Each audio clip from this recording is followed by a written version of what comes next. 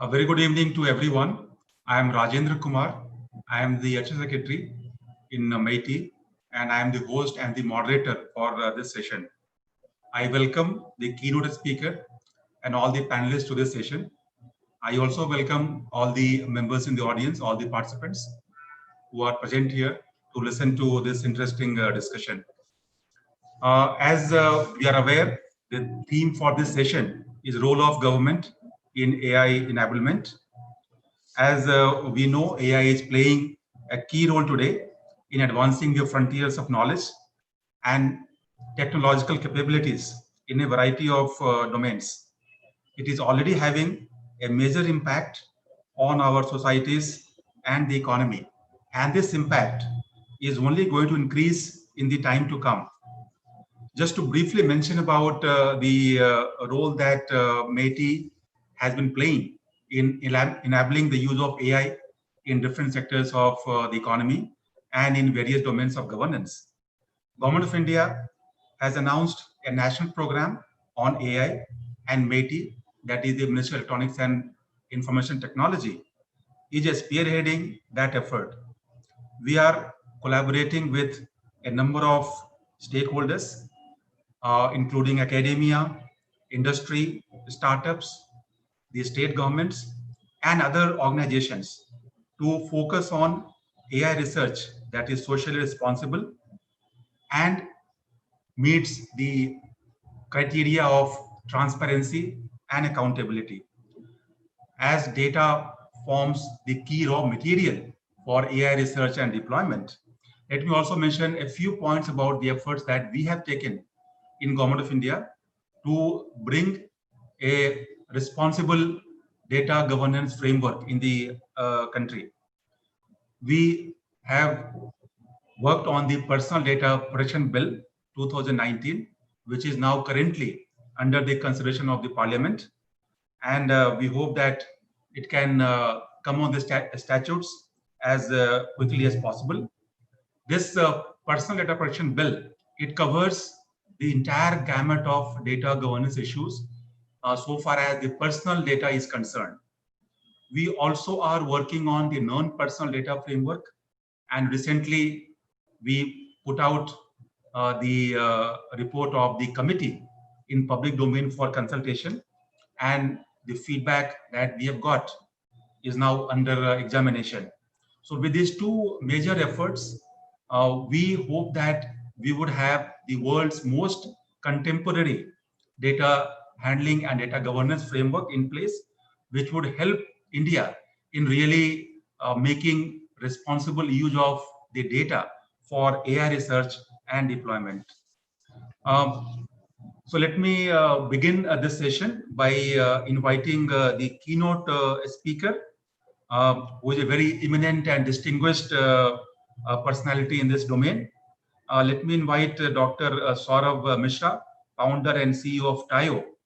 He is a researcher and manager of the AI Index program at the Stanford Institute for Human-Centered Intelligence. He is an economist, reliability engineer, and machine learning scientist whose expertise is a scalable artificial intelligence to aid complex investment decisions. His research has been cited by several leading media, including the Financial Times, The Economist, Bloomberg, Live Mint, and used as centerpieces for global ministerial meetings, such as the G20 meetings. So without much further ado, let me hand over the floor to Dr. Saurabh Mishra for his keynote address.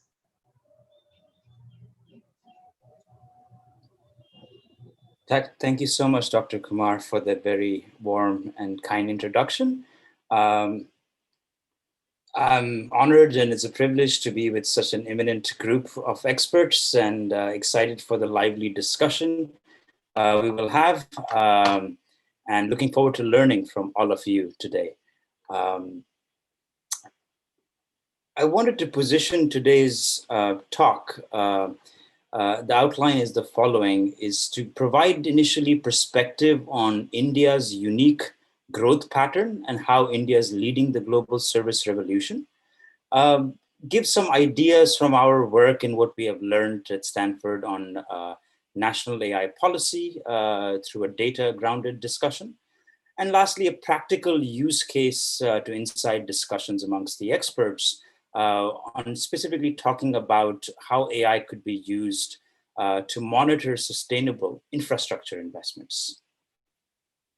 There's been a bias amongst the smartest people in the world and a prejudice against the service sector, from Adam Smith to latest thinking, where manufacturing-led growth to this day is the primary growth pattern to follow.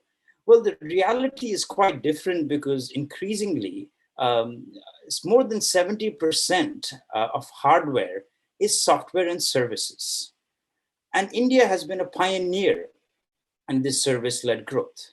There are traditional services which require face-to-face contact, but modern services where buyers and sellers don't need to be in the same place and can trade these services across different geographies within and across countries. If you see here, what we have plotted is the GDP growth of countries by sectoral value added on the x-axis. And what we note is that per unit of service value added growth leads to higher per capita GDP growth. And if you were to see across export growth and GDP growth, a similar story emerges, that growth in service exports leads to higher GDP growth of nations. Now, India being a pioneer in service-led growth, and globally we see a decline and stagnation in manufacturing, the modern service-enabled growth of India is something to look forward to, and AI is nothing but a modern service revolution and part of this larger revolution in how services can be tradable. And if you looked across emerging markets, growth in India's service exports, and particularly modern service exports, has more than doubled just in the last few years. What's also interesting to note here, if you looked at the global network of inherent capabilities that countries have, if they leverage comparative advantage in high-tech services, which are highlighted in yellow, and manufacturing products in blue here, leveraging high-tech service exports leads to developing capabilities in high-tech manufacturing as well. So given this context, then India as a poster child in service-led growth, AI being a service-based economy, how do we help shape and guide India's national AI policy strategy?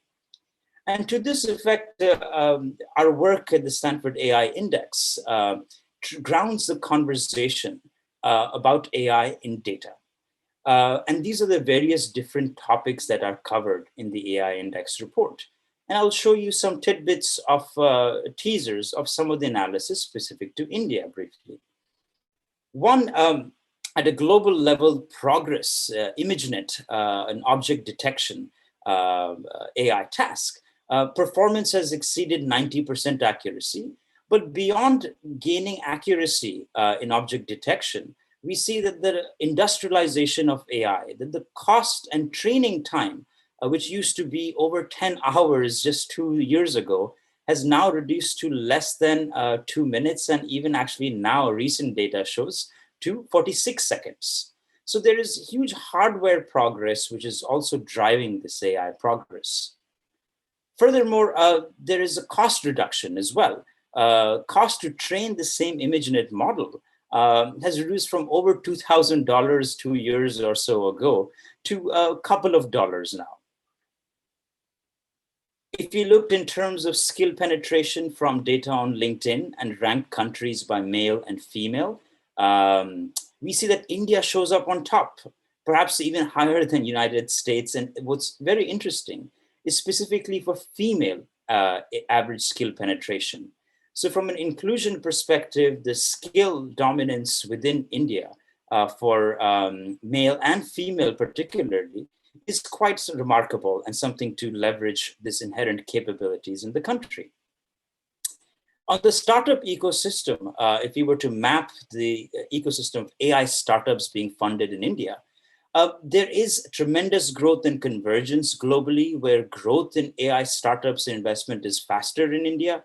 but there is definitely room to diversify various different sectors of AI startups within the Indian economy. Given the progress that I just mentioned, there are many challenges I would also like to illustrate and highlight. This was a workshop we had organized at Stanford University last year, titled Measurement in AI Policy.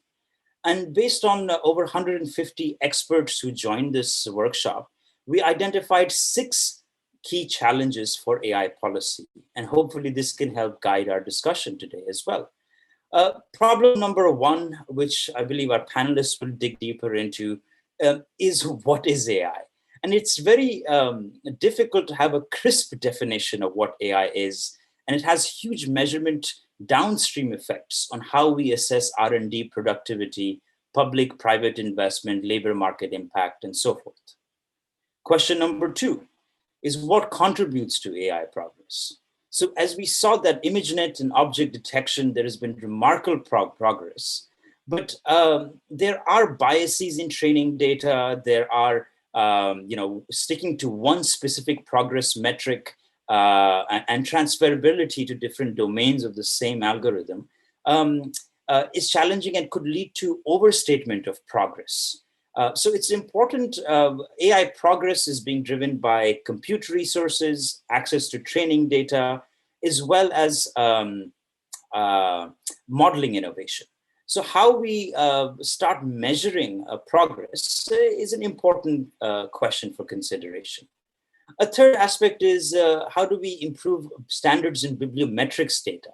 How we study papers, conference publications, how do we assess gender of authors? And this has huge downstream effects on life cycle of when a paper is published and actually leads to a cutting edge innovation.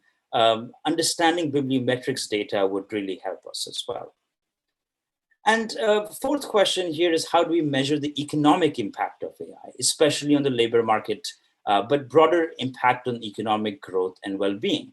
And to this effect, there are fundamental questions of capturing data about AI inputs, which is skills, software, data, and management practices, as well as AI outputs of how consumption patterns and which companies are using what sort of AI. Is it a natural language, computer vision, time series forecasting, and so forth? Question number 5 is what are the societal impacts of AI? How do we measure its impact on sustainable economic development, diversity, human rights, and security? Now, there is a paucity of data on UN SDGs and the interplay with AI. And there's clearly a huge role to play, but without having rigorous data, it'll be hard to drive a data-driven policy discussion on these topics. And last but not least, a big question is how do we measure the risks and threats of deployed AI systems? What tools and data would we potentially have in the future to measure fake news, deepfake videos, autonomous weapons, surveillance, applications that violate privacy, and so on? These are fundamental questions, but we are still far from having appropriate data to guide such discussions. With that, I would like to briefly move towards AI to guide policy decisions. And in this regard, I'd focus more on how AI could drive sustainable infrastructure investments in India. The challenge from my economist hat here is that of global resource misallocation. And to step back from this slide for a second, there's a global deficit of data scientists in the world. Global organizations, companies, and governments all have blind spots just due to the nature of large bureaucracies. And specifically, they tend to neglect the tons of external data that's out there in the world, building mission-critical predictive insights on top of that to catch these local and global trends and shifting the way we run policy and business as a whole. And one of the solutions that we've been working on is how do we empower teams to generate these insights more efficiently about the outside world. And to that effect, one of the solutions we have developed is to put the world's statistical data into our data lake. So about trends in the macroeconomy, local economy, geopolitics, climate, and finance could be readily available. If you want to know in New Delhi, Nagpur, what is the unemployment rate from NSSO, it should be available at our fingertips. But on top of that, there should be standards of how we predict and analyze this data and available for the rest of the world. And on top of that, just building and tracking these new metrics.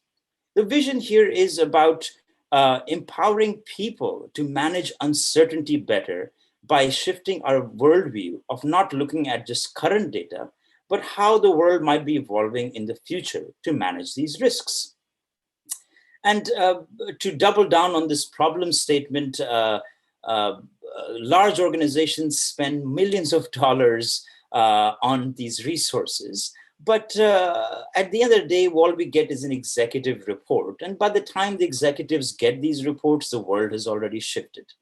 So the idea is we could go through a catalog of reliable statistical data, say you want to predict protest trends, daily data, or trade of, let's say, export of steel from India to France. You can aggregate all this data very easily, and our system could readily tell you what factors are influencing it. There's at your fingertip evaluation transparently of dozens of different models which tell you for predicting poverty rate or predicting income per capita at a district level, what is the top model that's functioning? And you push it to your organization's internal dashboard store. And the store would provide you a view to just search and retrieve all these predictive insights available at your fingertip. And for the executives, all this can be combined to view how the predictions across these various domains in macroeconomy, state, regional economy, geopolitics, demographic trends are all impacting the specific location. And one of the things we did quickly was looked at India's RBI repo rate, to give you a concrete example, and looked at many of these features that are impacting it to predict and evaluate, looking at these different models, which model performs best to predict it. But beyond that, explainability as well, which is pre-COVID, we see that RBI's repo rate was largely influenced by monetary supply, money supply and monetary policy issues within India. But post-COVID, a lot of things happening in the US, for example, should be important in terms of 3-month Treasury bill and TED spread that are impacting RBI repo rate. Similarly, in terms of Google Trends, what is impacting RBI repo rate? It was more issues about monetary policy and stagflation, but more issues of people searching for things about our incumbent president in the United States and various other factors that are trending in India at the moment. And there's a quick view of how, if you're predicting industrial transformation across districts in India, entrepreneurship, we could help eliminate these blind spots that we might have and biases by having a more broader view of how things at a local and a macro level are shifting. And with that, the last part I'd like to delve into is a specific case of mega projects, because this has a huge impact on sustainable development of cities and really the macroeconomic resilience of a nation. To this effect, foresight monitoring is important. When we plan these mega projects, there are many different stakeholders who are involved. There are different risk perspectives of country managers who would care about macroeconomic fluctuations from international organizations. There could be investment banks who are partially financing these projects, various stakeholders from the government, from central government, state government, local government authorities. And most importantly, there's an impact on local population, and those are the beneficiaries of these mega projects. So how do we account for the risk perspective of these multiple stakeholders and leverage data and AI to guide sustainable decisions? To contextualize this, what we have influence over these mega projects is at early stages. As the costs are increasing for these billion-dollar projects, our influence over these projects is decreasing over time. So the highest impact that we can have is at initial stages when we are planning these projects. What we did was took public data about World Bank projects, and we are able to predict with a fair degree of confidence which project will fail or succeed, and what factors are impacting those specific mega projects. Could be in railway, roads, bridges, and schools. And this could be scaled across various different projects that are taking shape in India and across the world. And the idea here is if we're monitoring these various domains, satellite imagery data, geopolitical movements, macroeconomy, microeconomy, sentiments of consumers and people affected by these mega projects, financial capital market trends, which are part of financing these projects as well, and be predicting these things at various spatial scales with uncertainty bounds, but also at various time horizons. That's tomorrow, next month, next year. How do we do this? And to give you a very specific example, there was a project of Luri hydroelectric power project in the state of Himachal Pradesh. This was a project estimated to be over $1 billion. World Bank was part of this, and there were various other counterparties such as the Asian Development Bank and private sector players as well.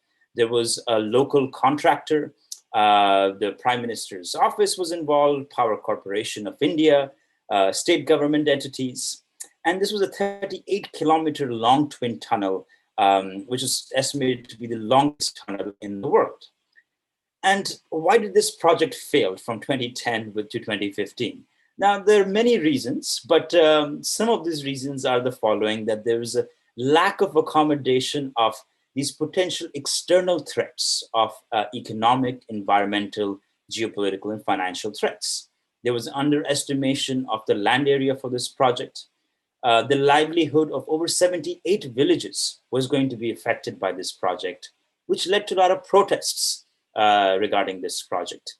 There were a lot of environmental concerns of pollution, soil erosion, environmental degradation, and state-level economic performance in terms of fiscal surplus or deficit, which would be partially part of financing this project as well. Now, if we were monitoring at a macro level, the state level, and a district level, all of these external trends, we would have eliminated these blind spots and actually had a more cleaner bird's eye view of potentially threats that might have impacted this project going wrong and fix these errors. And one of the other things was stock price of the contractors was also tanking during this time. Again, it's a proxy signal, but could help us get a better sense of what things could potentially go wrong with such large projects. So the unique value here is there are black swans, and we don't generally predict the future at different time horizons and lack these insights at a competitive local environment. So by having environmental awareness of looking at all of this data from NSSO, Ministry of Finance, RBI, and various external sources that exist through reliable sources on the internet, and using predictive analysis to catch these opportunities and threats to gain competitive insights at a local level, we could help our world make more sustainable decisions. And the key point I would like to leave here with is a famous ice hockey legend says that the reason he's a legend is he does not focus where the puck is right now, but where the puck will be in the future, and go there. So as human beings, how we shift our mindset and thinking of accommodating how the future might evolve to be, and track these trends to manage uncertainty and risk in a more informed manner, we will help our world, governments, citizens, and big companies manage decision-making in a more sustainable manner. So thank you so much for your time, and happy to and very excited to participate and listen to all the other participants. Thank you. Thank you, Dr. Mishra. That was a very illuminating speech on the role of AI in our economy, society, and governance. I think you made several very relevant points. especially on the key challenges to AI policy, how to use and improve the data to analyze AI, what contributes to AI progress, and how to measure economic impact of AI. Also, the role of AI in guiding policy decisions, and your point about using AI for risk management for mega projects. That I think is very relevant to India, where now we are implementing several large-scale projects where these insights could really prove very helpful to the policymakers. So thank you so much for your outstanding keynote. Let us move on with the panel discussion now. For the panel discussion on this theme of enabling AI and the role of government in that endeavor, I think there are some broad contours of this discussion, which I would like to just mention here.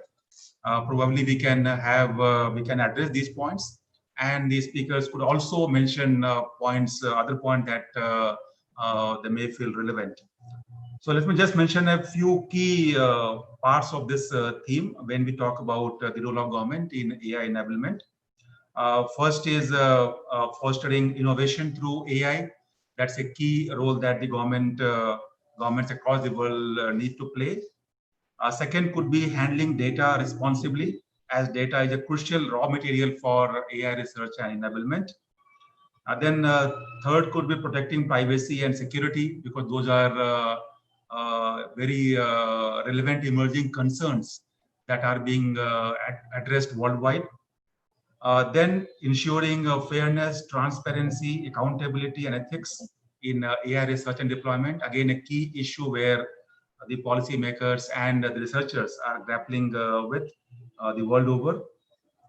Then one key issue from the point of view of role of government would be developing the needed institutional capacities and the ecosystem for sustainable AI enablement. That's a key area that the governments need to address when we talk about mainstreaming AI in various sectors of the economy and domains of governance.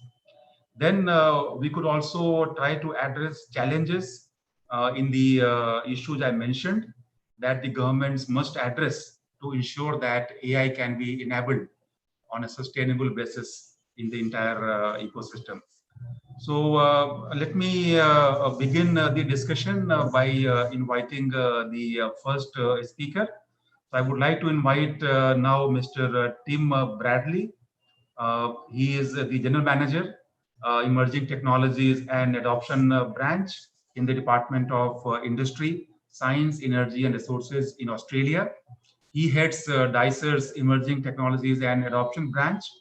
In this role, he is responsible for driving the government's agenda as it relates to artificial intelligence, blockchain, quantum, and other emerging technologies, and currently represents the Australian government on the OECD's network of experts on AI. So I would like to invite Mr. Tim Bradley for his initial remarks. Thank you very much, and thank you for inviting me to speak today on behalf of the Australian Government's Department of Industry, Science, Energy and Resources. As you just mentioned, my department has responsibility for the development of AI policy in Australia, focusing not just on the technology's development, but also its use and application. Australia recognises the promise of AI to change our lives for the better. It makes our commutes easier, our banking more secure, and our searches faster. In Australia, the technology is even making our beaches safer, with AI-equipped drones patrolling our beaches, searching for sharks and warning swimmers to get out of the water. These technologies have proven themselves to be a vital part of the real-time response to national crises. Most recently, of course, we've seen AI technologies be used to detect COVID-19 in lung scans and fast-track the deployment of potential vaccine candidates. Were this forum held, I don't know, 6 months ago, I think I would have been talking about the role of AI in predicting and controlling Australia's devastating bushfires.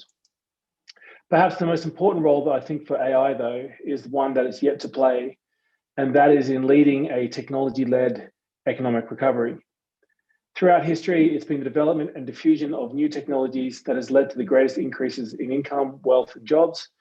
AI's ubiquity and speed puts it in a special class of technologies that promises to truly shift the dial of productivity growth. Australia is home to some world-leading AI researchers and some very smart industries.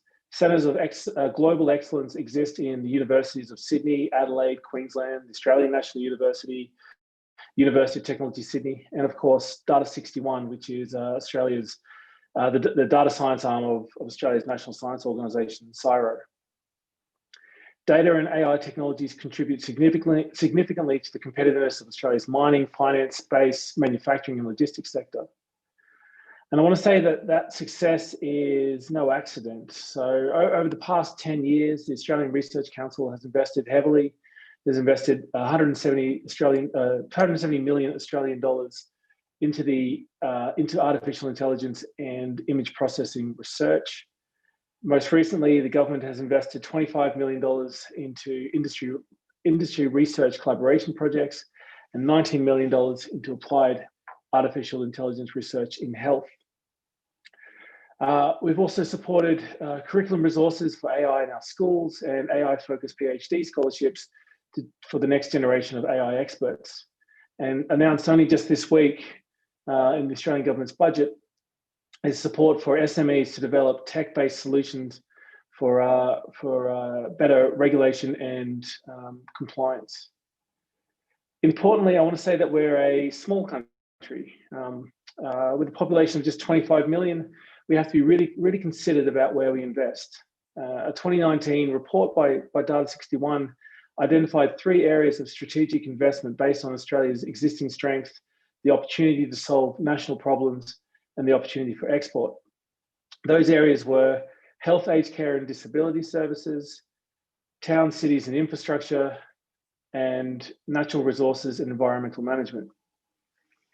Support for research, I think, is important, but the role of government doesn't end there. Indeed, each of these initiatives that I've just listed leverages broader investments in high-performance computing, digital infrastructure, open data initiatives, defense innovation, STEM participation. Realizing the benefits of AI requires a purposeful effort by government to ensure that the business environment is not just right for AI firms to emerge, but also that firms are able to adopt and deploy AI technologies as well. That the workforce is capable of engaging with technologies and that AI is developed responsibly and ethically. The last point, I think, is of utmost importance. Without assurances that AI is being deployed with human-centric values in mind, that data has the appropriate protections, and that technology is deployed ethically, there will be no social license for governments and business to use AI. And realizing the benefits of the technology will be like pushing water uphill.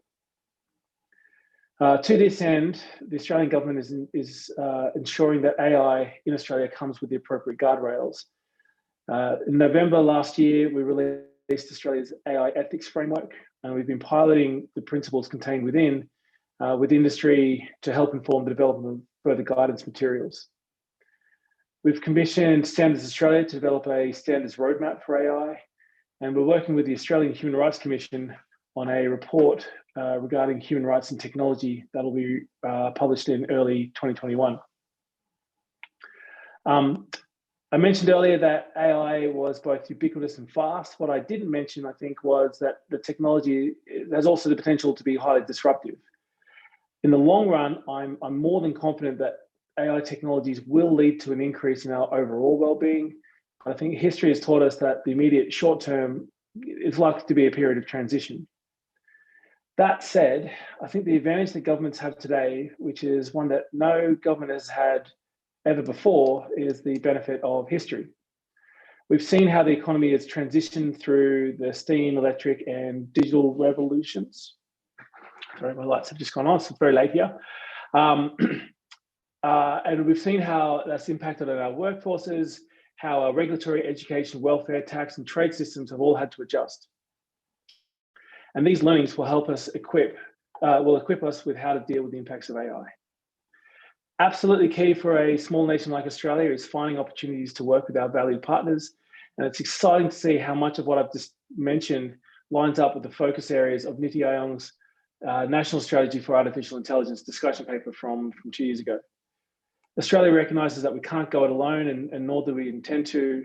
Progress fundamentally requires collaboration, and that's a key tenet of the comprehensive strategic partnership signed between India and Australia in June this year. I'll wrap up. I just want to say the biggest lesson I think we've had through our AI work has been the importance of bringing everyone together: government, industry, academia, the community sector.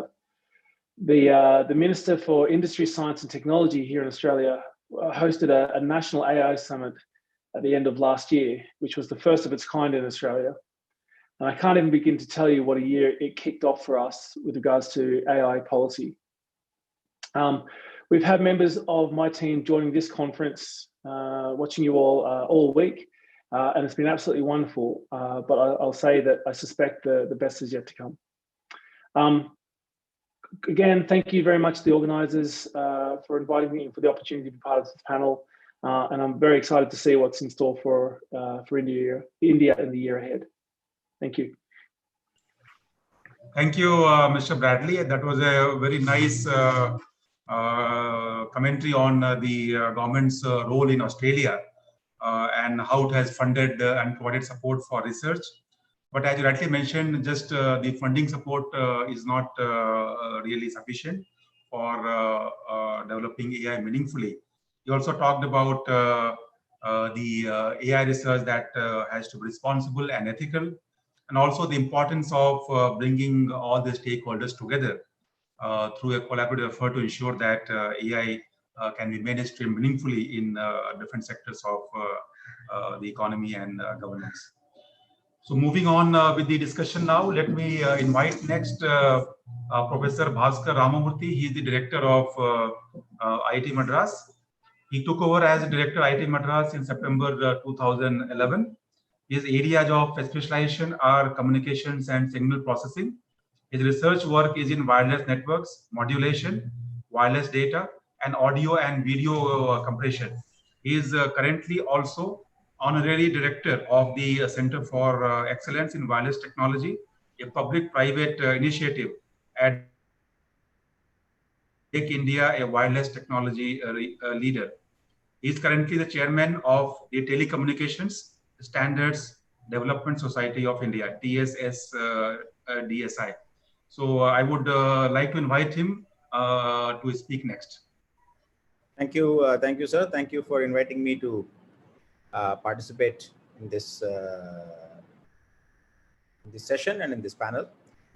I want to make 3 points, and hopefully I'll even take less time to do it than what's been allotted. The first point I want to make is with regard to the availability of data from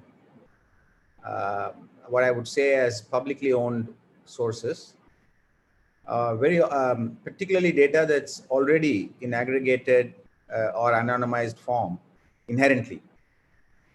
Best way for me to focus on, bring attention to what I'm trying to focus on is to give an example. If you take, and the data could actually also originate from, in some critical areas, could also originate from private industry, but it could be construed as data that's critical for the country or for the society. So take, for example, the sale of medicines. If you collect this data, because a lot, medicines are distributed throughout the country, and there's a very good tracking system for this because of other reasons.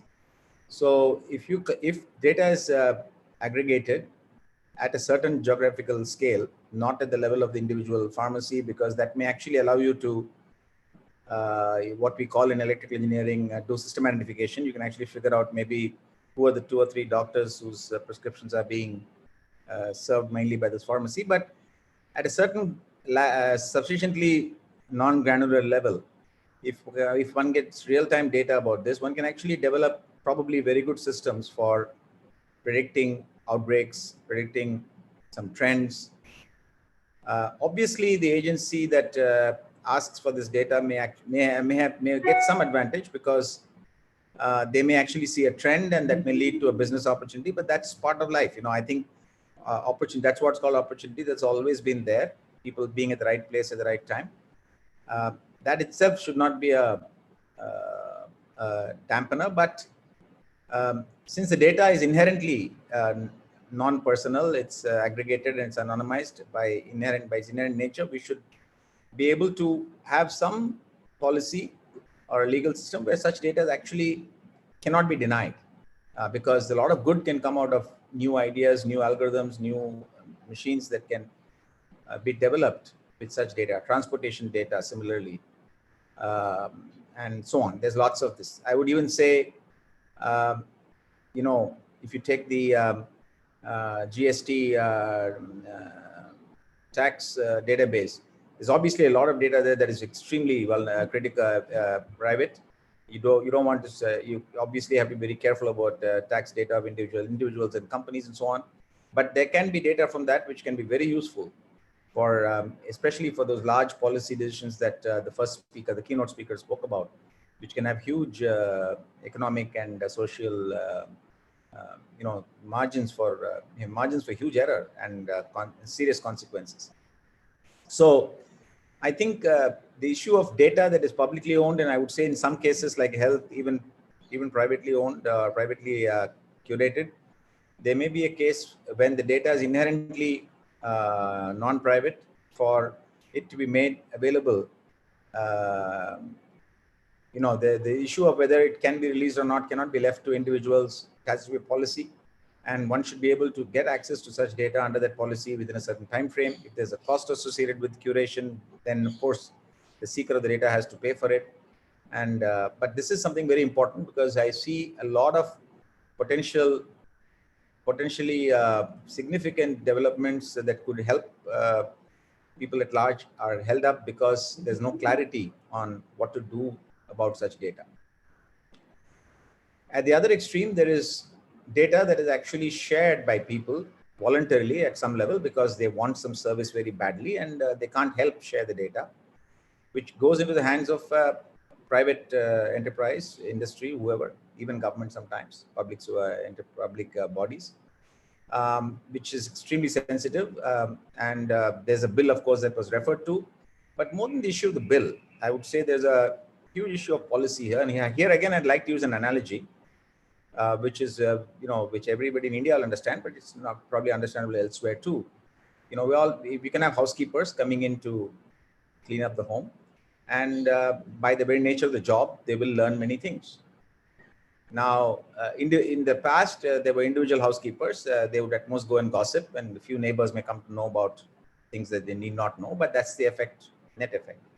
But imagine you had a large, one of these Uber type of organizations that provides housekeeping services, and it's very efficient and everybody goes for them. But this organization also collects data from the housekeepers and has a huge machine for aggregating it. And again, if it is data that's used by them to improve their business, to improve their responsiveness, their effectiveness, it's one thing. But if they collect data and process it and are able to get information which is strictly doesn't belong to their realm of business and which they can monetize, then there's a problem. So first, you must have a policy about these things, that you cannot do these things. And if you're caught doing that, there could be very serious consequences.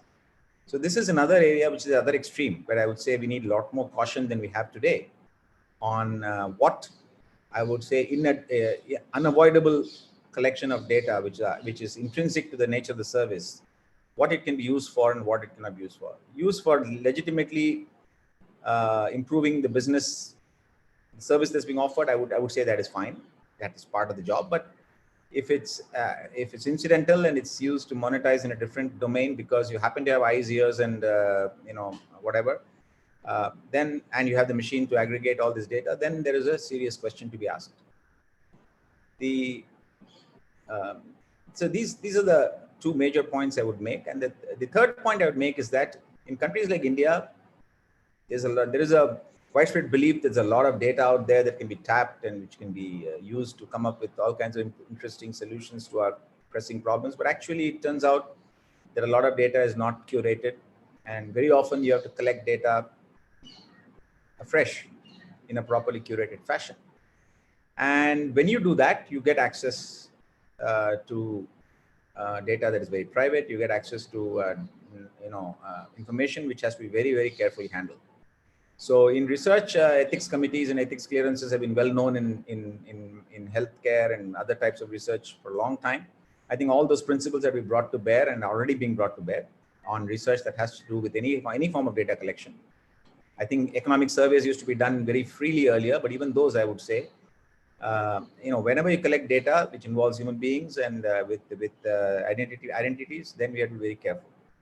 But more than the issue of taking care, the issue of what the data can be used for, again, for the original purpose, and any opportunity that comes out of that purpose is fine.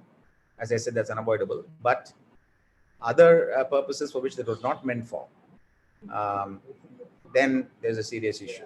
So I would say there are three things to summarize. One is data that is actually fairly aggregated and anonymized inherently, which is available, and a lot of it is not being made available at the way it should, which is hampering probably very, very important solutions to pressing problems.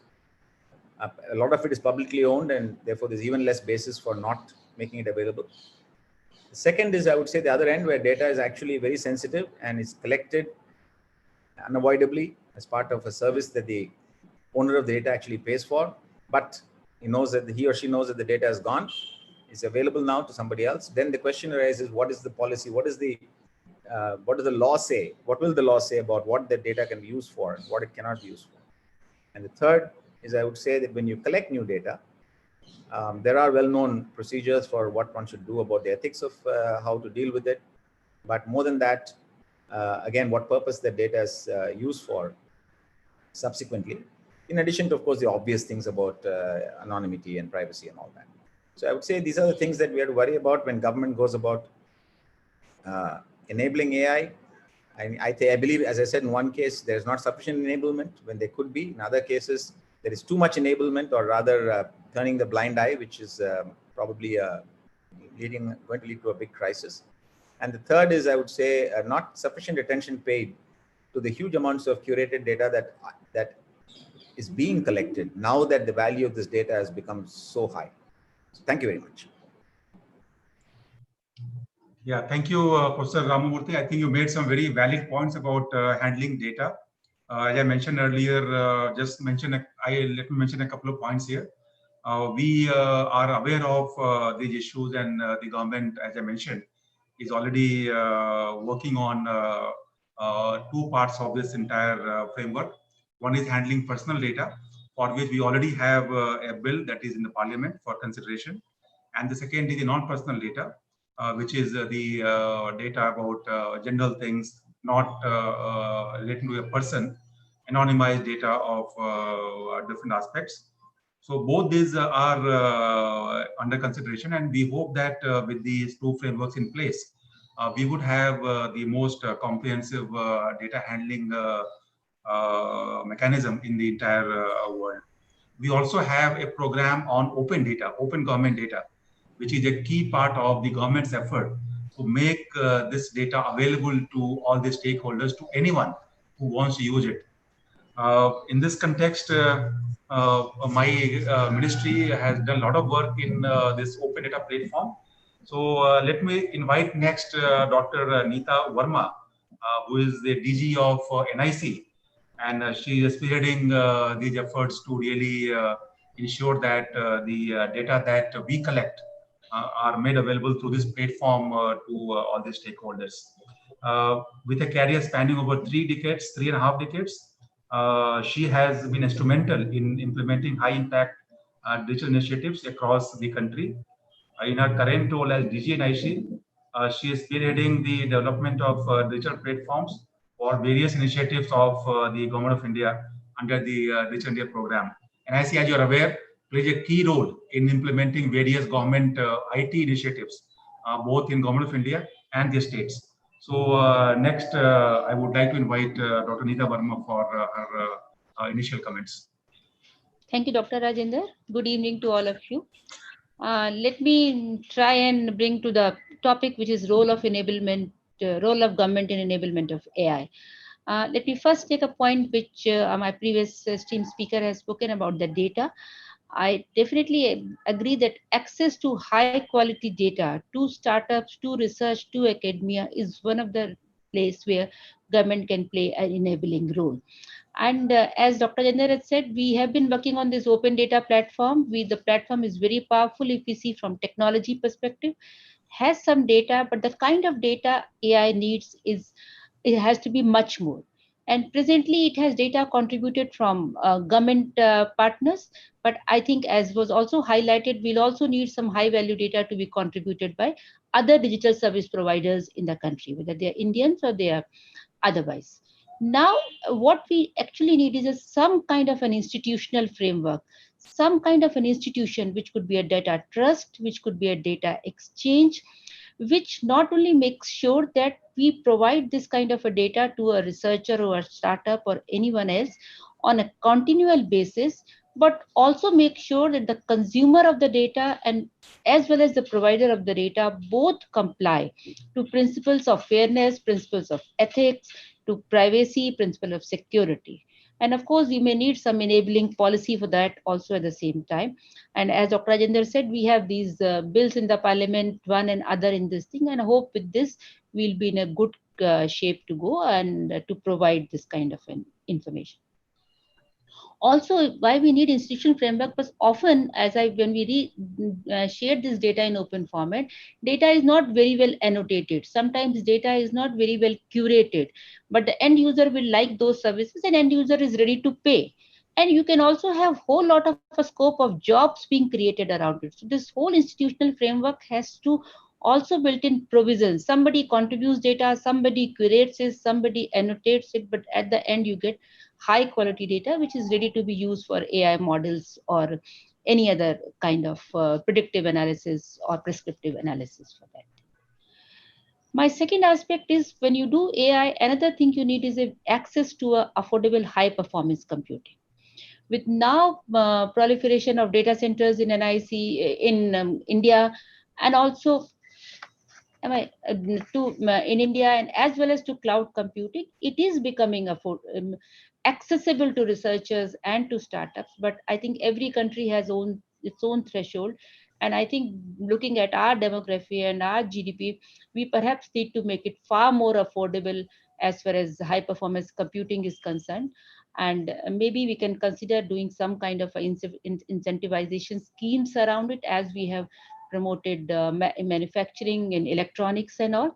That may provide, that may kind of democratize. We have very young, very enthusiastic entrepreneurs, researchers, even sometimes students in the colleges. To enable them to do these kind of innovations, we need to provide some such arrangement, institute or some such kind of incentivization, or through somehow we provide this access to this computing so that they can really build their models, they can train their models, and so on and so forth. Third, as someone spoke about, I think the keynote speakers speak about modeling innovations, because we have a lot of research happening in our country even today, even in the significant contribution India makes, as I've been told in the beginning of this event, this summit rather, as far as the research in AI and data analytics is concerned. But the issue is, our requirement of AI is very different from the Western world or many other countries around the world. So our need for AI is primarily for social empowerment, for social inclusion, for to solve basic problems of affordable healthcare, quality education, and so on and so forth. So I think perhaps government can also play a good role in giving some kind of a strategic direction to this whole research activity happening within the country, and so that these models and these innovations done by these researchers, by these startups, can be deployed for country's own social and economic development. Fourth thing, which I think, because AI will, as I've been hearing, there's a lot of shortage of skilled AI manpower around the world. Today, we also have shortage. But since we have demographic dividend to our side, perhaps we can go full force and include AI in our curriculum right from the education, from the primary education. And when I say AI, I particularly want to make it is not that we have to teach this AI only to science and math students. As we have been talking of responsible AI, regulation in AI, ethics in AI, we need to also teach these how AI works to all our humanity, all our other streams of studies at the same time, right from this. If you could, and in our country, our Central Board of Secondary Education has taken some effort of introducing some curriculum in class 8th or 9th kind of a thing. But I think we have to make it more widespread across all, because if we are able to put a lot of workflows which knows AI, which can, and AI also has not only developing models, has a very wide spectrum of roles to be played. So maybe we could also become tomorrow, as was spoken by the keynote speaker, the service driven industry also really adds to country's GDP. So maybe we could become a key player as well as providing services in the basic components of AI is concerned. So that's another thing I think we as a country or as a government, we can enable by changing these curriculums. In fact, we recently had our national education policy, which has been released and which is very, very forward looking and progressive and has some components to it. But I think not only the school education to higher education to engineering curriculum and even to the other arts and humanities, we need to very strongly push this component of AI if we really want to become tomorrow a hub for AI innovation or AI services too, particularly. Last, which is a point which is very close to my heart and I thought I should mention is, and I really look for an answer for this, because as our ministry and government, as NITI Aayog, we have done in the last few years various initiatives, startup hubs, in incubation centers, private sector, NASSCOM, and also has brought many such places, which is providing a place for these startups and all to do these innovations and bring this product. But somewhere finally convert these innovations to products. I think something is missing.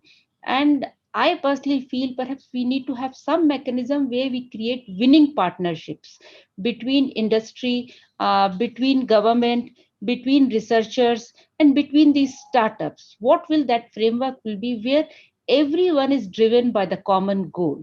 Generally everyone has, each partner has his own goals. While do we connect, I think because of this loosely coupled associations, too, if you could have something to which we call winning partnership, everybody is passionate about that ultimate objective, we will see much more fruition of all these initiatives. But I really do not know how to go about doing it.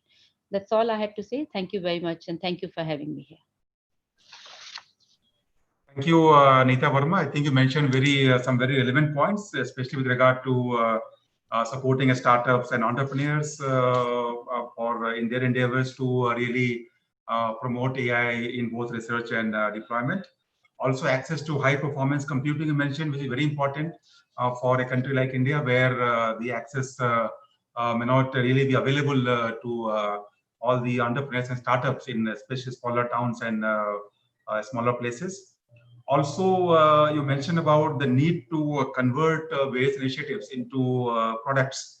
That, I think, is a key point, because unless we really bring AI to real applications, to real use cases, it would remain probably an esoteric science for many of our people, for most of our people, in fact. So those are some very relevant points about the role of government in AI enablement. So let me move on now with the other panelists. So next, I would like to invite Mr. Ibrahim Bapatel Hassan. He is the Senior Special Assistant to the President, Policy Development and Analysis in Nigeria.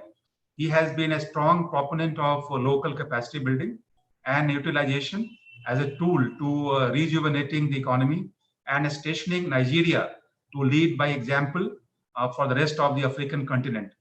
He has also been the mastermind behind the national policy and development summits, which have been a crucial platform to bring together diverse actors within the society to dialogue on issues that affect the society. So I would like to invite Mr. Hassan. The floor is yours. Thank you very much. As you rightly say, my name is Ibrahim Babetel Hassan, the Senior Special Assistant to the President on Policy Development. Actually, let me begin by very sincerely expressing my appreciation to the organizers for finding me worthy of serving as one of the panel speakers at this historic event. Permit me also to state that I'm neither an IT specialist nor a diplomat. I am essentially a student of policy development and analysis. However, I strongly believe in believe that it is good policies that create enabling environment for government enablement of all programs and projects. What you said earlier, I will look at it from the background of what we say, maybe the imperatives of AI. Actually, artificial intelligence as a complement to human intelligence is key to our desire for a quick response to growing challenges of human development in this modern age. If as humans we had any doubt about our interconnectedness, the COVID-19 pandemic has put paid all our doubts. The world is not just a global village as an expression, but now as a reality of human existence. The internet has since created a one world for humanity. But because some of our populations are disconnected from the advances in the technology, the global village concept has remained a elitist concept. But all that have changed with what we have now with the COVID-19. You believe with me that the pandemic have brought home the sad reality that we are all vulnerable, and hence the need to come together to address our challenges as humanity. So this age and time, based on our recent experiences and the use of machine-based intelligence to address human challenges become not only necessary, it becomes imperative. So that is why I say AI is imperative. This is why we need to advance more vistas in the AI to help humankind solve the diverse problem associated with growth, development, and what have you that we have in the modern days, looking into a lot of the problem despite the challenges associated with what we say like the fake news and all of that. However, if we have now improved and put in a vehicle, AI should be a vehicle for data management. We have been talking about the data. Actually, the best way of managing our data, managing the research, managing the discoveries, is AI. AI should be a vehicle for data management, interstate and interagency collaborations for the development of IT-based ecosystem that responds to the emerging trends and indeed the empowerment of people for greater roles in human development, in social development, and so on and so forth. We have looked into some of the development that are coming, especially in the big population countries like Nigeria. So I think it become also very necessary. I also want to look at it as well, let's just to say that AI to be a value to humanity, we need to ensure that it creates that particular value and improvement in life and livelihood. How do we do that? It is through the data that are verifiable, data that can be quantifiable, data that are being based on research. So this type of data can be able to improve the lives and livelihood of our people. Another thing that I want to also look at the AI in countries with high population. Nigeria, my country, has a very large population like India and China.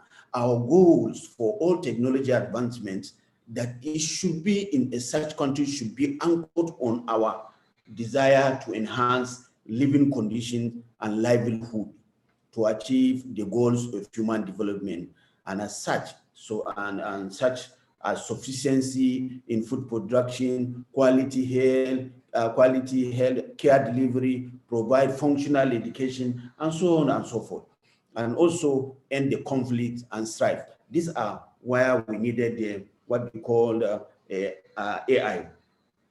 We cannot therefore adopt robotics, for example, wholeheartedly without weighing the implication on jobs. These are some of the concerns our policy trust always takes into considerations as we are formulating policies that enable nations adopt AI in almost every aspect of it. Another key consideration for us in Nigeria with regards to AI is our desire to empower vast populations that are living in poverty. The application of AI in data management is key to human, I can say, to human development.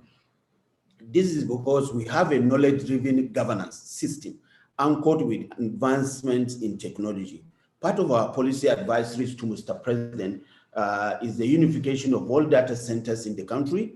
Today, the National Identity Management Agency, the Post Office, the Registrar, and so on and so forth, all those things have been aligned together. So I think this one is entirely one of the best things that we have with respect to AI, that can be able to bring those all data. So if government can come with all those agencies that have now collaborated with, especially with my sister, they are heading one of the best agencies, that is NIDA, where they are coming up, changing the narratives on Nigeria, which all of us were very pleased with the development in that agencies. So data management of ecosystem exists in Nigeria that has been a source of planning and project implementation.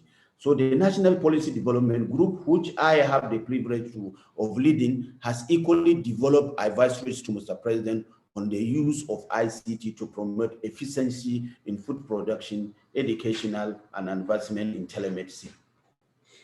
When the president announced that he is going to lift out, pulling out 100 million Nigerians out of poverty, one of the key empowerment areas is definitely ICT. It is envisaged that AI will be a key component of this process, especially for creative and dynamic young men and women in the country who prove to be highly intelligent. The creative industry in Africa is indeed being led by Nigeria. Is one of those areas that we think AI will also help. This we shall enhance and make far better by adopting AI advancement across the spheres of human endeavor. Looking ahead, one of the historic duties of government all over the world is to create enabling policy options for humanity to adopt. AI should be a means of addressing new challenges occasioned by climate changes, shortage of food, terrorism, and other forms of conflicts, pandemics, and migration.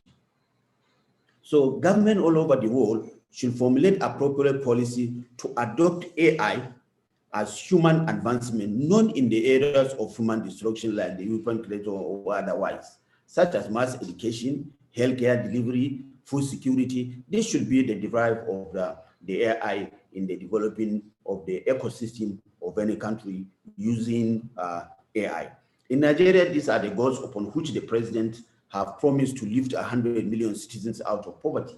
AI should create access to quality, affordable healthcare, good quality, functional education, and food security. These are the key building blocks for sustainable human development. So in conclusion, what I would just say, in these few lines of mine, few thoughts that I have shared with you, my expectations are that government, AI experts, in particular, policymakers, private sector players, and all in these scholars all over the globe will focus more attention in propelling government policies and programs towards improving the lives and livelihood of its citizens. As we have learned from all the other conflicts taking place and the recent pandemic, none of us is safe unless we are all safe. And none of us is free until we are all free. AI should be a vehicle for safety and freedom rather than one of just the advancement of knowledge for good or bad. Thank you, and God bless you for giving the opportunity. Thank you, Mr. Hassan, for making some very relevant points.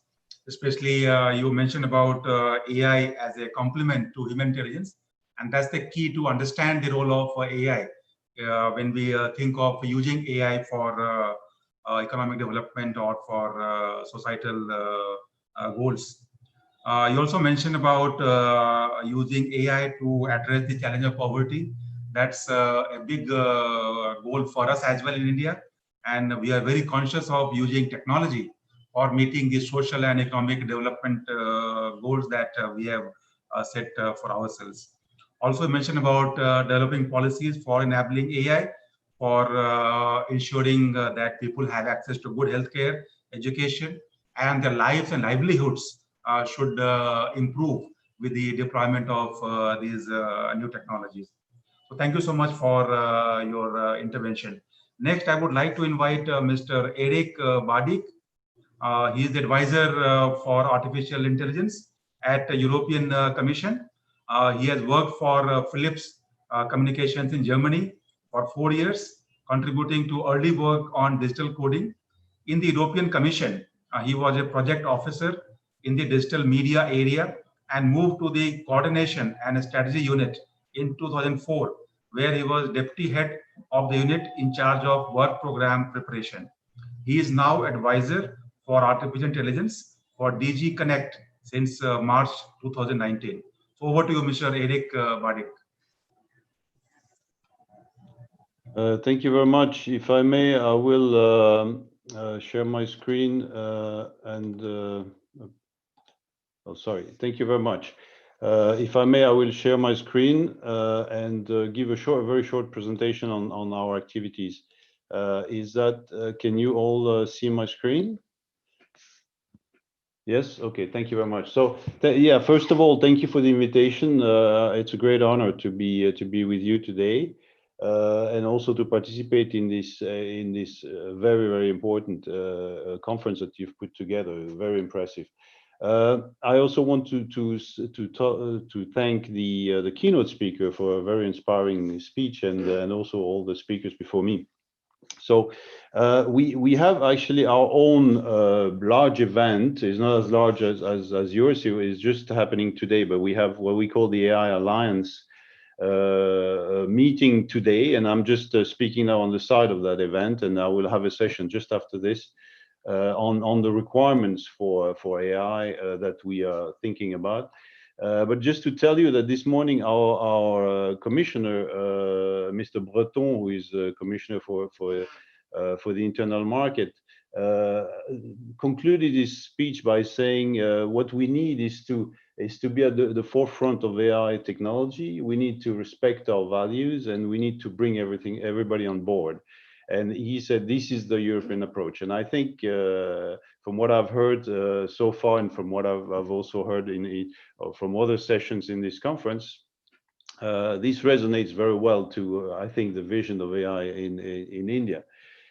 So I will conclude maybe just a bit later with one slide on some opportunities and thoughts about how we can work better between Europe and India. But first of all, let's just go a bit back to, I mean, of course, everybody has said that very eloquently. The opportunities brought by AI, we really feel there is something very important happening there for business, from consumers, for public interest to solve our many societal issues, but also we are of course concerned about the risks, the new risks that are brought by AI in terms of safety, of course, and of fundamental right as well. And I think this was already discussed by some of the previous speakers. So in order to address this in the best way, and I think this responds also, Mr. Chairman, to your list of issues that you're interested in. We have launched a strategy about 2.5 years ago now, an AI strategy for Europe, and we have taken a number of steps, including setting up a high-level group for experts, and they have done a lot of work. I think this has also resonated around the world in terms of their recommendations and guidelines for ethical AI. And based on this, we have published a white paper on AI recently, like about 6 months ago, just before the COVID crisis. And there we talk about a European approach to excellence, or an ecosystem of excellence, the need for an ecosystem of excellence, and the need for an ecosystem of trust. I think these are the two dimensions that are really important and that have been discussed, and we can maybe go a bit more into details. But of course, there is no AI without data. So there is also a European strategy on data, and I think there we also have some ideas and some new initiatives that we'll come up with. So first of all, just very briefly on the excellence side, I think we are looking at the palette of policies that are very that are also pursued in India and elsewhere, and in terms of supporting excellence, supporting testing centers. So we have big plans to for new budgets, for new programs to be oriented in these directions. Networking leading universities, digital hubs, very important also in Europe. Funding for SMEs. Public-private partnerships, adopt AI programs for the public sector. So all this is very important. And also we have, this is the first box here, we have something that is quite specific perhaps to Europe, to the European construction, because we need to coordinate, we have a big job in coordinating our member states. So this is for the excellence. For the trust part, the basis is of course the first impulse that was given by our president when she arrived, and she repeated recently in the State of the Union. What we want is to put people at the center. I think we all agree on that. We need clear rules if something goes wrong. So human-centric AI, and this is really the essence of what we want to do. Promote an ecosystem of trust. We believe that this is, of course, important because we have fundamental rights, because we have values that we all share, and because we want to make sure that we keep some level of control, because we know how powerful AI can be and what the systemic effects of AI can be. So we need to address this. We are focusing on, let's say, a smart regulation that would go for high-risk AI systems only, however they are defined. This is, of course, a big question. We would have some mandatory requirements. We would have some kind of ex-ante conformity assessment, but we also look at more flexible schemes for systems that would not be as risky. Example, voluntary labeling schemes. There are a number of examples already around Europe that are being tried, maybe around the world as well. So we're looking at that as well. But clearly, a big motivation for us being the European Union is the single market. We have a single market. We know that AI needs scale. So we need to also put a bit of, common rules around Europe, across Europe, because we know that the member states are already looking at some kind of regulation. So the last thing we want is to have all sorts of incompatible regulations. And the possible requirements we're looking at, of course, are the standard ones that have been discussed broadly. They are based on the work of our high-level expert group. There could be requirements on training data, on record keeping, on robustness, accuracy, on human oversight. So we have launched a public consultation that lasted between February and June. We have received a lot of contributions, more than 1,200. Some of them from India, from other countries around the world as well. So out of this, of course, a very broad representation of business and society. But there is a clear direction that says we need to do something. The figure I have here is only 3% think that current legislation is fully sufficient. 42% say there is a need for new legislation. So clearly there is a feeling that something needs to be done, that it is justified to look at AI and say what measures can we put together that would make sure that we have trustworthy AI. So I think the main concerns, that's what we illustrate in this slide, fundamental rights, discrimination, these are the main concerns that people have, but there are more details actually in annex of these slides that could maybe be distributed. So I thought this would be just very briefly, given the time we have, some interesting information that I could share with you. So we are analyzing the public consultation now. We are also working on an impact assessment. It's not a simple undertaking. And then we will, if everything goes well, we should come out with some proposal for a regulatory framework early in 2021, but also a revision of what we call our coordinated plan with our member states. And here I also have a mention of today's AI Alliance Assembly. If some people want to tune in after this session, there are still a number of sessions until tonight. So I'll conclude now with just a few considerations on EU-India. I think we have there was some first interaction between Prime Minister of India, Prime Minister Modi, and our President von der Leyen. Mr. Modi sent a letter saying that he would be interested in collaborating on AI. I think we are interested to cooperate with India on AI. We believe that India and EU countries have the right ingredients to be leading in some aspects of AI, technology, very large and diverse data sets, skills, and maybe also a kind of a trust capital that we share with respect to the rest of the world. So maybe there are things that we can learn from each other. We can share experience and policy approaches. So in order to progress towards this goal, we are setting up a joint AI task force. We've had a couple of discussions already with colleagues in India, and we look forward to continue this and to make this happen.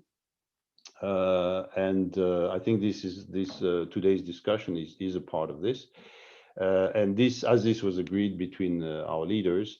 So we are working towards this. I thank you for your attention. Look forward to the discussion. Thank you.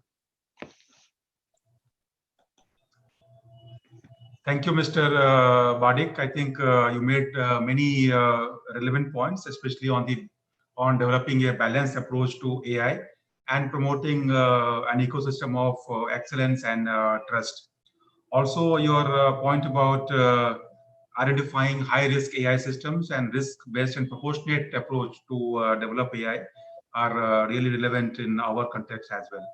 On your point about the EU-India cooperation outlook, certainly we would like to work with EU on common interest in developing AI research and for using AI for responsible and ethical purposes. So moving on with the panel now, I would like to invite Dr. Amina Sambo Magaji. She is the National Coordinator at the National Information Technology Development Agency, Nigeria. She is a doctorate holder in artificial intelligence. She holds a master's degree in information engineering with network management and is a first-class graduate. She has over 2 decades of experience that cuts across technology policy, project design, data analysis, research, and management level administration. She has published a number of journals and research papers and is a member of the British Computer Society and the Nigeria Computer Society. So I would like to invite Dr. Magaji. The floor is yours. Thank you very much for the opportunity to be on this event and the opportunity to share our experience and what we've been doing in terms of AI in Nigeria. I would gladly continue from where my senior colleague, Mala Ibrahim Hassan, started, to speak a little bit about what we have done and what the landscape for adopting AI is in Nigeria. So I'll just share my screen, please.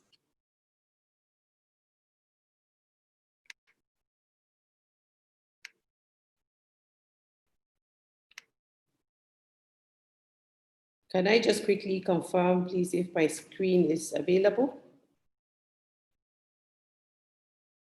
Okay, thank you. I'm actually the head for the Office for ICT Innovation and Entrepreneurship. It's a subsidiary of the National Information Technology Development Agency. So NITDA, the primary office, is in charge of developing and regulating technology in Nigeria, while the office I head, with the acronym OIIE, is actually established to foster the growth of innovation and entrepreneurship in the country. I'll speak quickly by starting with some introductions and speak about what AI means for government, which is then move to what is the government role in AI enablement, which is the theme of this panel. And then finally, I'll speak about AI and Nigeria. So I wouldn't go too much into the details of this because the keynote speaker has done an excellent job on it and has also made clear that there is no one acceptable definition of artificial intelligence. It constitutes of so many things. So what does AI mean for a government? What does AI mean for a government? AI means, as simply said, improvement in the design and delivery of services in all sectors, starting from education, health, social, and emergency services. I've heard a number of the speakers speak to that and bring to the fore how their different countries are leveraging on these leveraging on AI to enhance these sectors, or coming up with strategies and frameworks on how to leverage on AI to do this. By supporting the government services, it will enhance efficiency through predicting the demand and tailoring services. So with data analytics, as you're collecting the data, you can make insightful decisions, and it will enable you to make plans before, to enable you give insights into the best way to make national plans for the country. Automating interaction where possible to make responses faster. So one of the key deterrents in government services is having access to information and getting responses. So with leveraging technology such as chatbots, as simple as a chatbot on your website would ensure that you get quick response time. Local law enforcement, they can use this pattern detection to detect anomaly behaviors. So with data being collected of the activities and identity of citizens within a country, it makes it easier to detect pattern using artificial intelligence technology. And of course, cybersecurity. The pandemic has skyrocketed the leverage on technology across the world. So even countries like Nigeria and other countries that are still emerging had to leverage technology immensely in all the sectors. And AI could anticipate cyber attacks. So this brings more attention to the number of cybersecurity attacks that would happen and the need for measures to counterfeit them. So AI has that capability to support that. Okay. So what is government's role in this AI? Government can actually ensure data availability because public sector agencies, they often hold some of the best data. So data for health, data for individual citizens, data from the immigration department, data from all sectors within the government. So government could work on creating open data standards to ensure that there is a platform where data can be accessed and used for innovation. Sandboxes can be created out of this data for testing applications and all that. Secondly is investing and promotion of R&D. So the government role is to enable and so government can invest in AI research in partnership with private sector. Very important to have a strategic partnership for the national interest of the country. So government can set ambitious goals, but which are achievable, and then also incentivize and encourage investment in the sector. And also smaller companies, the startups and SMEs that we speak about, they might not really be positioned to invest in such AI research because the turnaround is the best innovative ideas can actually come from these R&D. So public platforms can also be made available to facilitate the participation of these smaller companies. Thirdly is the early adoption of AI technologies and the application. So government is the key or the first or stepping point to initiate pilots for public use. So when a certain AI application is developed and for a particular sector, government can integrate it into delivery of their services to improve the lives of citizens. And based on the pilot, it can be used to improve and make it a more complete part of that system. So systems have to be established for knowledge exchange and sharing of best practices across government. So this is the coordination part where the different tiers of governments needs to be speaking and coordinating the activities within on this technology. Fourthly is building and driving partnerships. So as I spoke about all the other 3 points, you hear a number of collaboration and partnerships coming out. So government's role is also in building partnerships such as industry and academia. Countries like the United States, Europe, and others that have gone, they're a bit more advanced in the use of emerging technologies and technology in general, is as a result, one of the key things is as a result of this industry and academia. Government can also support the direct application in the right direction, which ties into the adoption of the AI technologies. So being able to create partnerships between private sector that has the applications and government or other bodies that would adopt and use the applications. International collaboration is essential to reach the full potential of AI. So similar to what was mentioned by the last speaker, saying that they're already creating a joint task force between India and the European Union or UK to look into the ethical use of AI. So such collaborations are very key. Government can also play a crucial role in driving inclusion of ethics by funding the evaluation of applications to measure their impact and cost.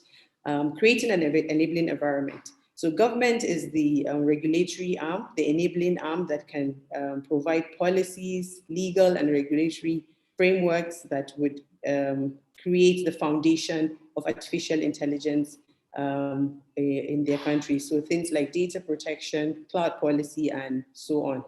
Also ensuring education and training for jobs of the future.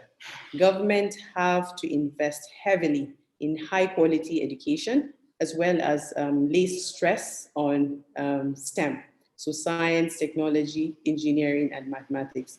We're in an era where it's not about the degree that you have, it's actually about what you can do. It's your skills, it's your cognitive skills. So being able to have these skills would keep you relevant, both in the AI sector and also generally in the workforce, and familiarity with computers and computer science. So that was just a background on the theme of the panel. Now I just want to speak a little bit more about Nigeria. So Nigeria has over 200 million people, with approximately 70% of this 200 million being young adults. We're very similar in terms of crime with India.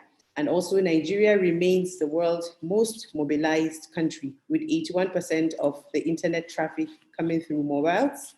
The African continent has particularly witnessed continuous influx of foreign direct investment. So from United States, Europe, and Brazil, and other countries.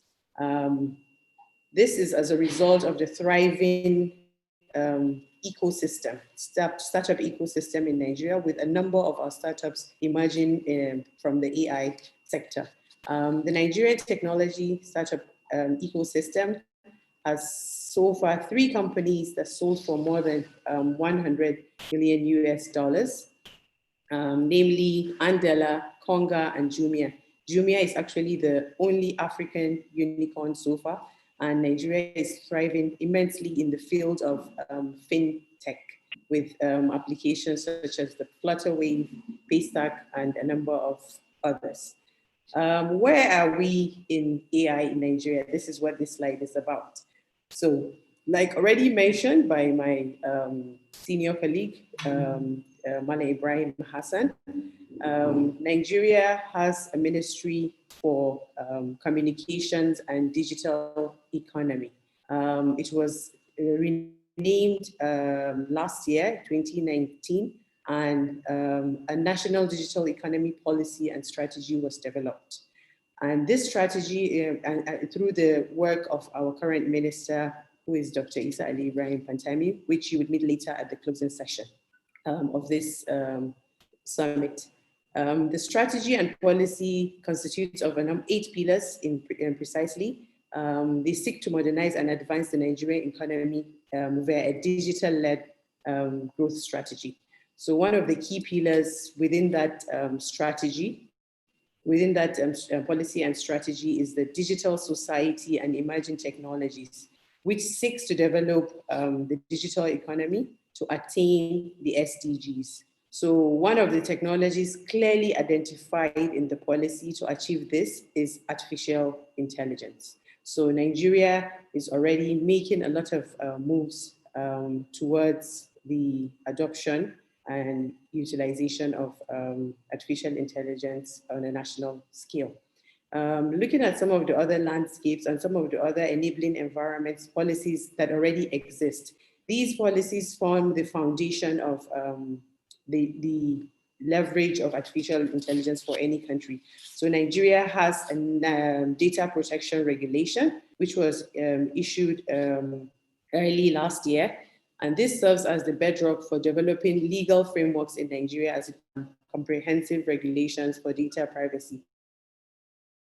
The other panelists speak about data, that data is the power that drives artificial intelligence. So we have the data protections to ensure that the rights of the owners of data is being protected appropriately. Nigeria also just renewed its national broadband plan to a 5-year plan, and it's in line with the digital economy policy that has been drafted. And in that, there are several initiatives that are aimed at improving broadband penetration in Nigeria, overcoming challenges with the development of a national fiber optic based network to distribute approximately 10 terabytes of capacity already delivered to landing points in Nigeria. So infrastructure, technology infrastructure is key to the use of any technology, not just even emerging technologies, but of course, even more with artificial intelligence. So we have a broadband plan with an implementation plan that is already put to action. We also have other key enabling environments, such as the e-government master plan. We have the cloud computing policy. These are all frameworks that came within the last 12 to 18 months. We also have an innovation entrepreneurship vision, which looks at the three key sectors of skills and then ecosystem support and partnerships. So Nigerian government is actually working on holistic strategies for the adoption of emerging technologies.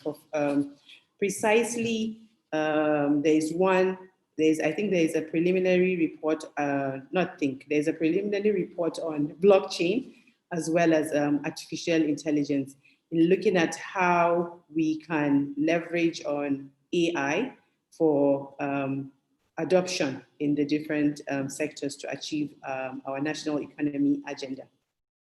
So this is my concluding slide, and thank you again. I look forward to engaging with you in the question and answer session.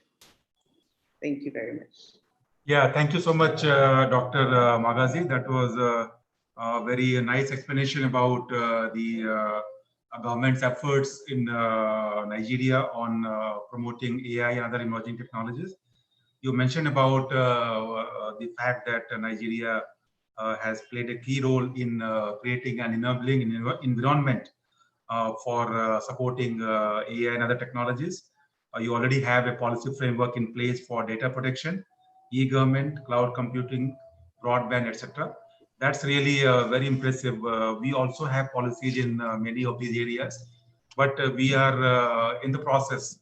As yet, we don't have a law on data protection, but that we hope to have on our statutes very soon. So moving on with the panel in the concluding part of the session now, I would like to invite Mr. Manish Singhal. He is the founding partner of MeitY Ventures. He is a keen technology people and business leader with over 27 years of experience in operating across different sectors. He is the founding partner of MeitY Ventures, a venture fund focused on deep tech in machine learning, artificial intelligence, and IoT systems. He's based out of India. So, Mr. Singhal, the floor is yours.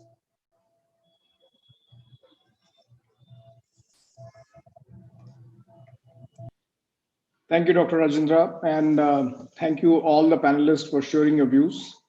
I'm very pleased that I'm the last speaker because all the hard work has already been done by all of you. So I just need to make a few comments, and therefore I plan to give my half of my 7 minutes back to the panel for some Q&As that we can address.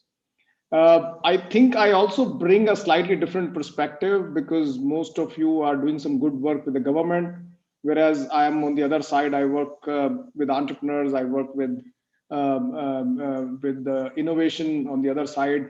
And as Dr. Neeta mentioned in her talk about how can we bridge that gap between innovation and product. So that is the space I operate in. So I have actually very few points to make, and I've just created that slide to do that. So let me just share my screen. And before I get into my points, just wanted to sort of also give you a little background on what we do. We are actually India's first and probably the only fund exclusively focused on artificial intelligence. And we launched our fund around 4 years back. In those days, you will laugh at it, but when I was raising money for my fund, then people did confuse AI as Air India. And a lot of people ask me, oh, you're raising money for Air India. Yeah, I think they need money, but why are you raising for them? I said, no, this is artificial intelligence, right? And today, if you look at it and you open any newspaper today, there is at least 2 articles on artificial intelligence in it, right? So we have moved massively in awareness.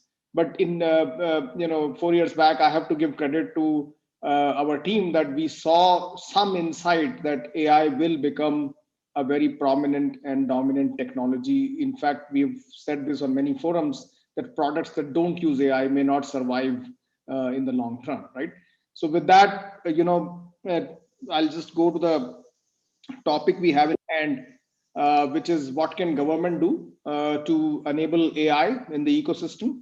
And I've made actually 5 points based on my real experience on the ground in the areas that I felt that government can do a significant work rather than chasing things that are not in their strengths. And first of that essentially is on the infrastructure side. I think India typically has a lot of talent, but we are severely backward, if for the lack of a better word, in the infrastructure in various ways. But we have taken some good steps in certain segments which we can learn from. I don't know, Dr. Rajendra and Dr. Neeta, especially if you're aware of this infrastructure called CCAM in Bangalore, which is a very high advanced biotechnology incubator where startups can go and work, right? So some of those kind of things, right? If we can set up some AI infrastructure, AI labs, AI parks, AI incubators, etc., provide infrastructure on the GPUs, etc., that can help innovate people. As Dr. Neeta also said, right? How do we enable computing environment available to kids for them to play around? And AI by nature is very multidisciplinary. It is not about CS. It's not about maths. It's not about engineering. Let everybody come and play around with it. AI is also getting democratized, as Saurabh would know very well, right? So people are now putting models online. You can download, you can do stuff with it. So AI is opening systems up. We need to provide, when I say we, government can provide infrastructure on the back of this to actually get everybody involved in the whole process. Second thing is capital. I think, and this is coming from a little bit of my vested interest, if I may say so, but there is a larger point here.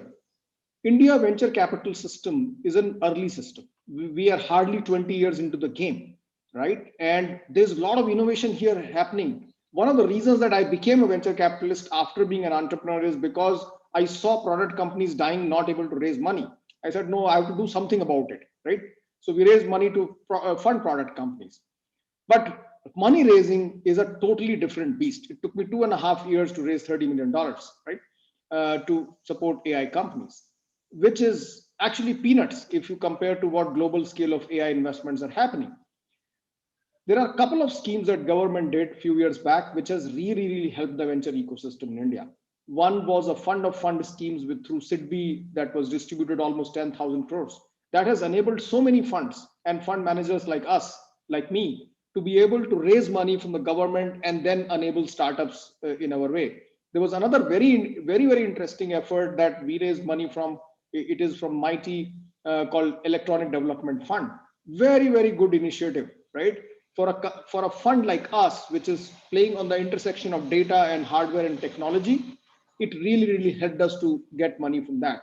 So what I am probably proposing here is that maybe there is a case here for creating a corpus of fund which can be allocated to venture funds which actually specifically look at artificial intelligence to promote the entire journey from ideas, innovation to products and businesses.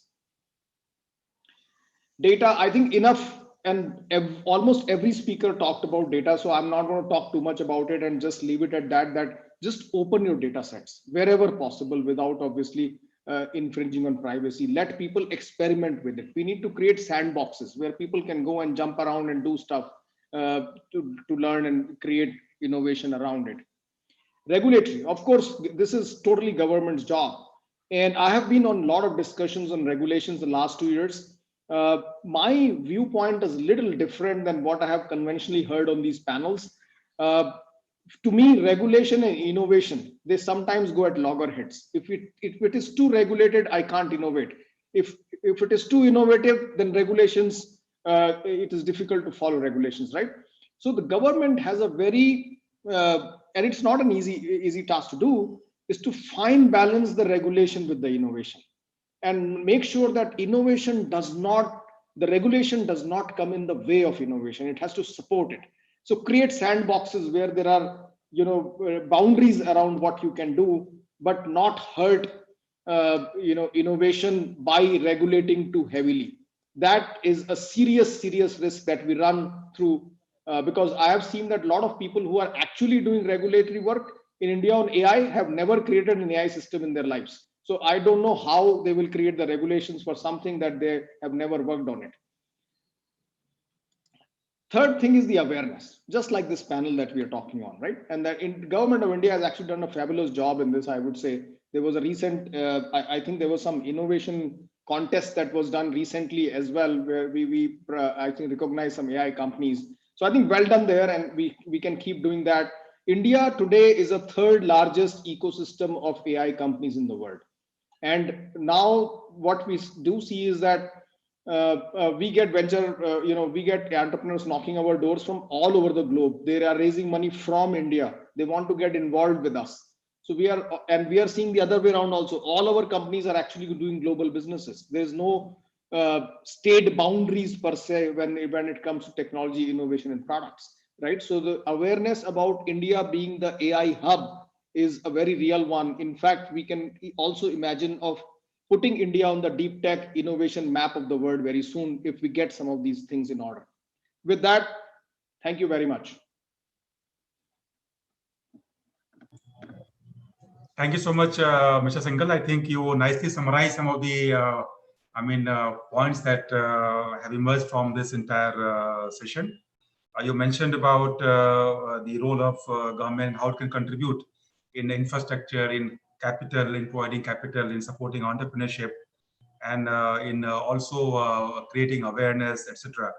So that goes nicely with the theme of this session, and we have a very nice session so far. So let me move on to the concluding part, since we have about 12 minutes left now. So what I would do now is that I would pose a couple of questions to the entire panel. And then I would request the speakers one by one to just react quickly in about a minute or so, 1.5 minutes on those points.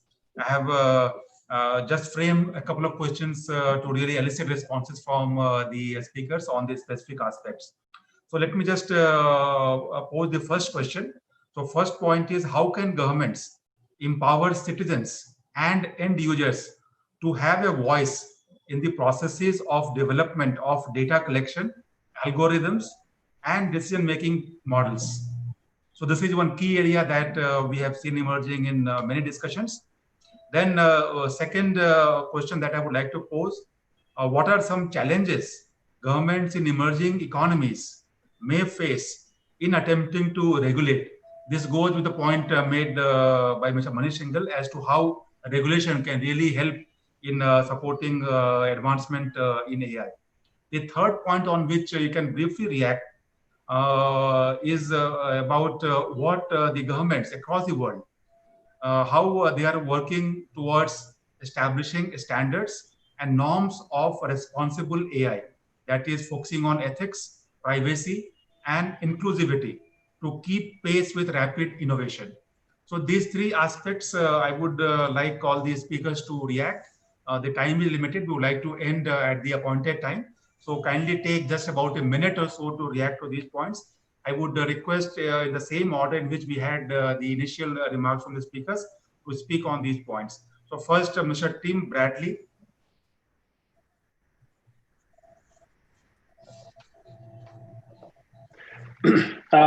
Sorry, thank you very much for putting me on the spot. I think the first question about how to empower citizens to have a voice and how to participate in the process. I think a big part of that for me comes down to literacy and familiarity with AI, with technologies, and kind of exactly what we're talking about. Even for me, I'm an economist by trade. I'm not an engineer. I'm not a specialist here. So even for me, who's quite close to AI is very much a black box. And there are parts of what's going on, and I'm talking about, trying to make AI transparent and ethical and so on. And I'm still quite a bit removed from the actual doing of the technology. So I think literacy is quite important. Not everyone has to become a coder. Not everyone has to be able to write an algorithm. But I think generally increasing the awareness and understanding of AI technologies much more broadly, I think it's just a way to kind of open the conversation and make it much more inclusive and something less to be afraid of is probably my initial reaction to that first question. Touch on the second question, if you like. So what are the challenges for emerging countries, but particularly around regulation? What I'll say about regulation is I think it's going to be a really interesting test of, say, Australia's regulations about whether or not they're able to stand up to the challenges that AI technologies bring. I suspect that by and large, most regulations will be fine on an individual case-by-case basis. This algorithm doesn't discriminate against this individual person, and I think there'll be enough kind of safeguards around that. But I think maybe when we zoom out and say, on average, or kind of in the broad, there may be uses of AI which do discriminate against groups, and you can only kind of see that when you start looking at data in a more of a collective sense, which is not how our regulations are currently written. So I think that'll be a really, really interesting test, and we'll need to be doing some stress testing. That's probably my time, so I'll pass to the next speaker, if you like. Thank you. So next, I would like to invite Professor Ramamurthy from IIT Madras to give his reactions to these 3 points. Quickly, please, I would request to take just 1 minute for your reaction. Yeah, I think I would just like to say one thing, that because of the concerns and because of the sort of, you might say, fear of the unknown, there is a tendency to not make available data sets, even, as I said, which are quite safe to make available. And I think we must have a way by which particularly particularly from public sources, that properly, data that can be released, which have no privacy issues, which have no, security issues. I think this should be made available almost by law, and there must be a process. And of course, there's a cost associated. People who want the data must pay for it. And there may be some issues regarding what they can do with it, which also can be, as I said, that there's an ethics part, and that's well handled in research institutions, but it could even extend to corporations. But except for that, I think we need really enabling because otherwise, what I see, particularly in countries like India, is say no unless you have to say yes. Okay, so more or less, data is not being used at all. That's what I would say. Thank you. Okay, thank you. Next, we'll have Dr. Nita Verma. So my take is that, for citizens, first of all, we have to create a awareness about AI, its implication to their life on the developments. And I think RACE 2020 has been a very good step in this direction, where at least a conversation among various players in India also, we have got to know so many people, and internationally. We already have set up a portal, called India AI, by under your direction only. I think we should continue this direction, this particular discussion in offline into these things, and then kind of engage citizens and create awareness among various communities and stakeholders. And once we engage them, as we've seen in MyGov, we can really, once the engagement begins, we get a lot of inputs on this. Second part on regulation, I think all the regulations, whenever we have a little discussion we had, the problem is when something goes, as AI is getting deeper into our lives, if something goes wrong, who will be accountable? Whether you talk of medicine or you talk of autonomous cars. So I think that explainability of AI has to perhaps evolve more to be able to give this concluding thing that what went wrong and who was perhaps. I think once we have this, framing regulations will become little more easy. That's what my limited understanding is. Thank you. Yeah, thank you so much. Next, we'll have Mr. Ibrahim Hassan.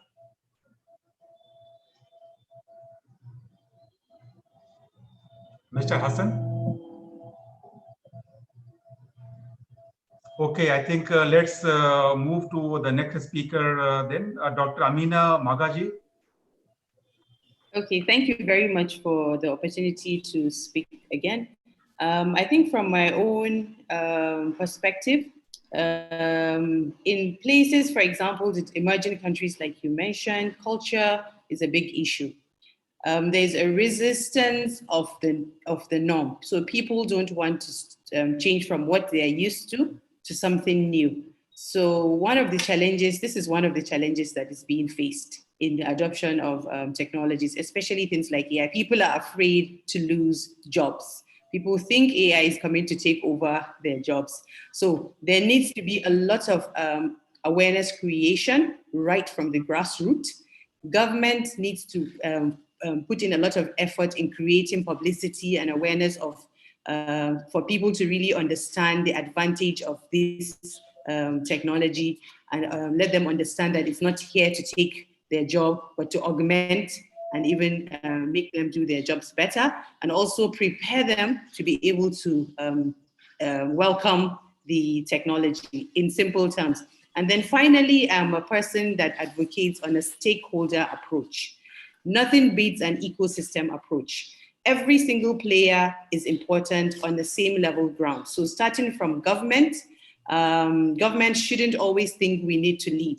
It's supposed to be a parallel thing. Everybody has equal importance. So government, academia, corporate, startups, experts, AI experts, needs to be sitting on the table right from the start, making decisions together and always engaging to see how things are done. So whether it is regulation, whether it's a strategy you're coming up with, whether it's whatever, everybody needs to be included right from the start. Thank you so much. Thank you. Next, we'll have Mr. Eric Badique. Yes, thank you. So, well, very briefly on your first question, can you hear me? Yes. Yes, yes. Okay.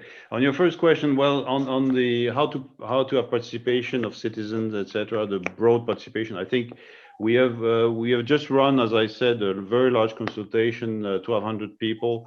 We'll continue to open up. We have specific streams of consultation for critical areas, for example, for face recognition, for biometrics, because we know it's very sensitive. So we believe we need to open up. That's very clear. But we could even go further. There are some ideas on how to maybe consult citizens in defining in the future cost functions for AI systems that have an impact on society, for example. So I think there are some ideas being circulated there that are very interesting. On your second question, of course, as the last speaker said, the main challenge is over regulation. So we are looking for smart regulation. We don't want to stifle innovation. That's the last thing we want to do.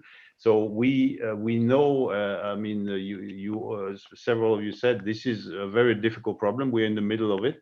And we are quite humble about it, I would say, because a lot of it is still unknown. I mean, AI is still a very much evolving technology. So we want to be very careful. So that's one very, really an important difficulty we have, but we are confident that working also with others globally, we can make it. And that brings me to the third question. I think there is a lot going on internationally. I mean, we were contributing to the OECD work with the first guidelines. We had our high-level group.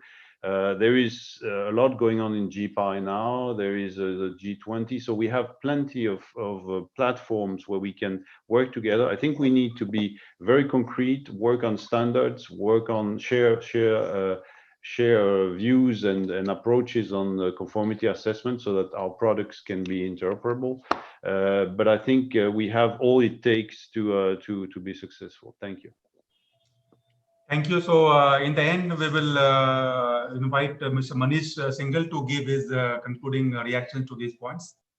Yeah, just since we have very little time, I'll just make two statements. One is, I think as Indians, we are largest democracy in the world, and we have actually a very unique opportunity to take AI to the world.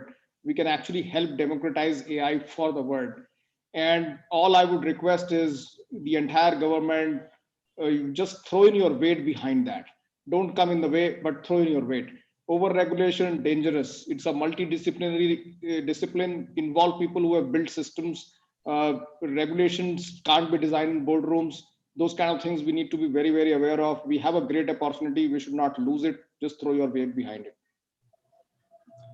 Yeah, thank you so much. So I think let me just quickly mention a few key takeaways from this entire session, which would help the policymakers in formulating the responses to really support AI. So first point that came out from the entire discussion was to really get all the stakeholders on board to really ensure that it's an effort led by collaboration. Then second point that came out was that governments have a big role to play in supporting research in AI, entrepreneurship, startups. They all are part of the entire ecosystem and they need to be supported. Also, governments have a key role to play in ensuring that data is available. That's the key to really making AI meaningful and relevant. And government also needs to provide compute capacity to create sandboxes for ensuring that innovation can really be mainstreamed. Providing capital also came as a key takeaway from this entire discussion.